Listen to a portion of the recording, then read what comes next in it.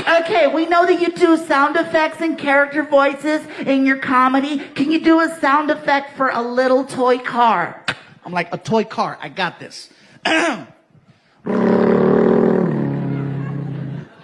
you put spice on that? They want me to put an accent on a sound effect. I was like, I don't know. Varoom.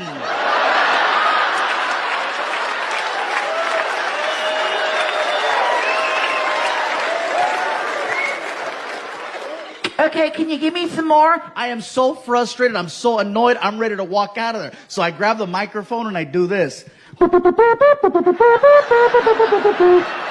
As I'm taking off the headphones, she looks at me. She goes, Perfect.